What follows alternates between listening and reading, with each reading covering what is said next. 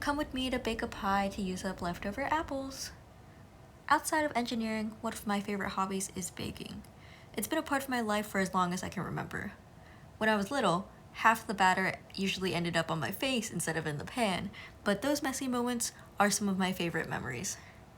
Some of the sweetest were spent in my grandmother's kitchen standing on a stool to reach the counter while she taught me how to roll out dough or mix filling.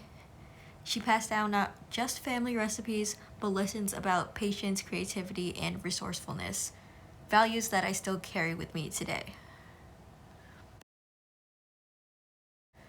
Because if you've ever baked, you know it rarely goes exactly to plan. Ingredients run out, or your dough doesn't rise properly, and you're forced to improvise. I've made brownies using hot cocoa mix when we were supposed to use cocoa powder, or I've substituted yogurt and applesauce when I was out of eggs. The resourcefulness I learned from baking has followed me outside of the kitchen. In 2020, right in the middle of the pandemic, I moved to Delaware. Suddenly, I was in a new state, at a new school, and most of the activities I wanted to join were shut down.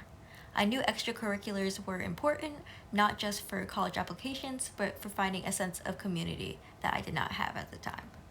One of the only activities running was mock trial. But mock trial did not seem like my thing. I always leaned towards math and science, and public speaking was not my strength. But I decided to join, determined to make the most out of what was available. What started as a constraint became an opportunity. Over the next 3 years, I gained confidence, built some of my closest friendships, and helped the team place third in the state. And when opportunities felt limited, I created one. I started a club that wrote letters to elders in nursing homes to reduce loneliness during the pandemic. This same mindset has carried with me into college. My university has less than 10,000 students, and before I arrived, I heard people complain that there was not much to do on campus. But my high school experience taught me otherwise. Opportunities are everywhere, and if they're not, you can build them yourself.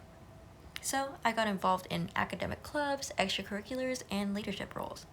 I also realized that one of our greatest resources that we have is our network of friends, mentors, and teammates that will help you through challenges. Sometimes that's as simple as a friend giving me to a ride to tutoring where I'm not allowed to park, and other times it's mentors in aerospace guiding me through projects. More recently, I saw resourcefulness play out in Space Hardware Club at my university.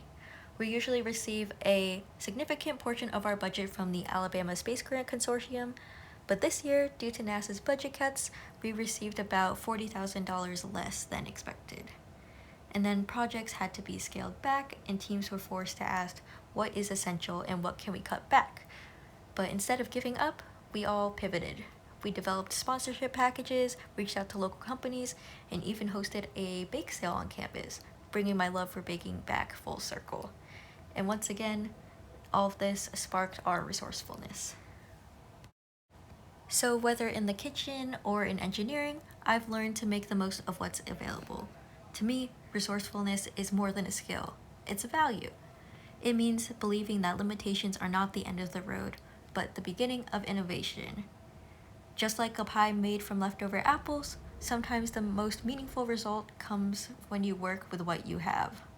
When I was younger, half the batter ended up on my face instead of in the bowl, but the joy was always there. The same spirit is what I bring to every challenge today. And it's what I hope to bring to the Brooke Owens Fellowship. A mindset that turns constraints into opportunities, a love for collaboration, and the creativity to make something new and wonderful with what you have, even if the recipe doesn't go exactly as planned.